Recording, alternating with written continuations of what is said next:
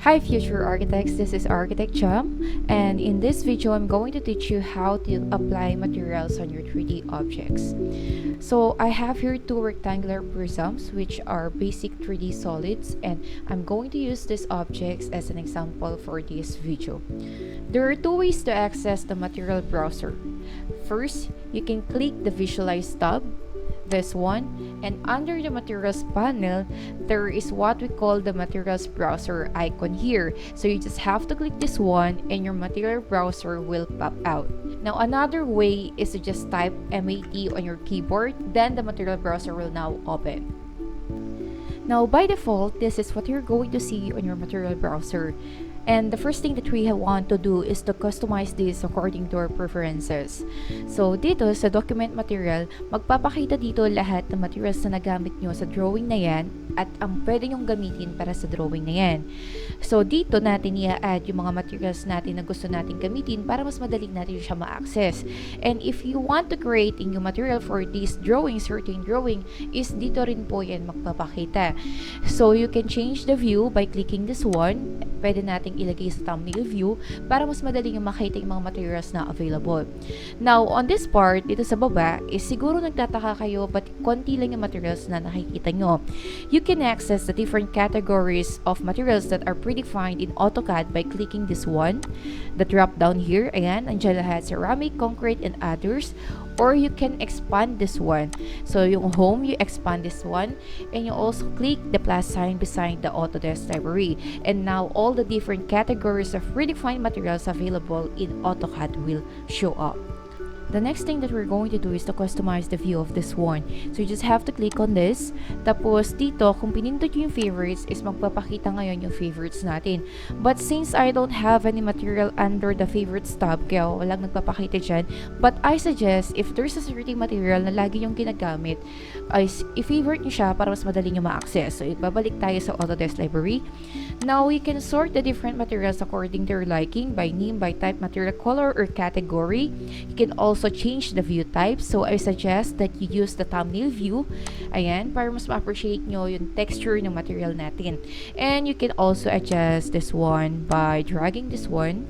Ayan. And next thing is you can adjust the thumbnail size. So, here you can see 16 by 16 and other options. So, if gusto nyo mas malaki, you can use the 256 by 256. But I think that is too big. So, okay na ako dun kay 64 by 64.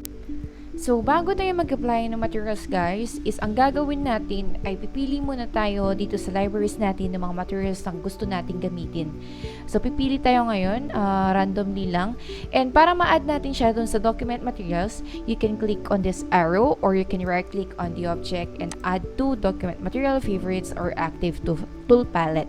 So, I'm just going to click on this arrow here and let's look for another materials. Like for example, dun tayo sa metal. Gamitin natin tong aluminum frame and punta tayo ngayon sa fabric.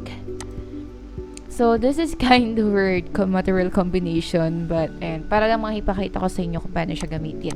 Okay? Now, there are different ways for us to apply a material.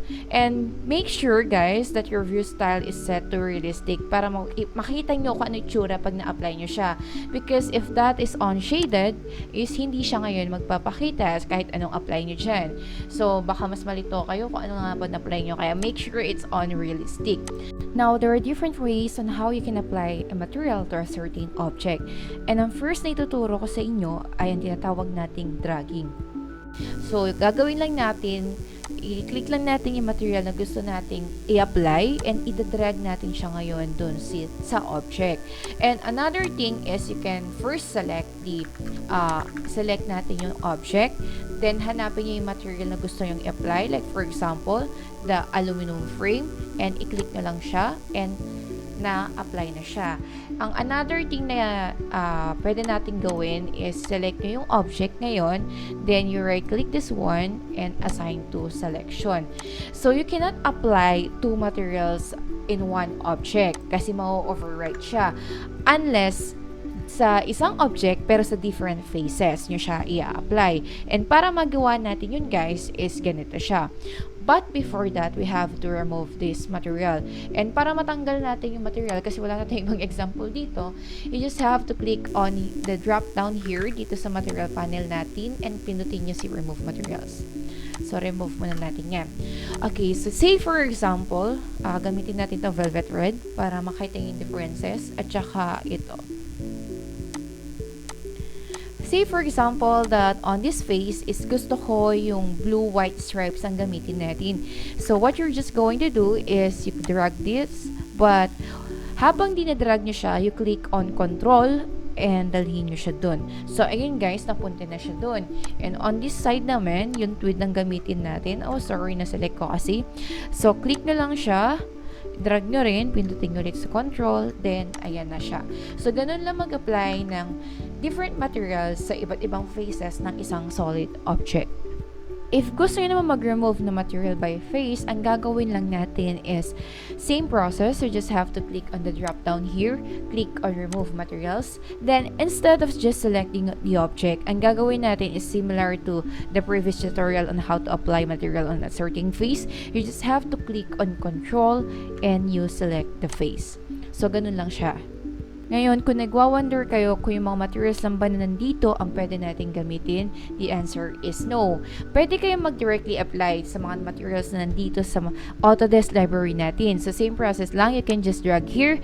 And once you apply that to your object, it will now automatically be added to the document materials. Kasi sabi ko nga, lahat ng materials na gusto nyong gamitin for this drawing and lahat ng materials na nagamit nyo will be available here.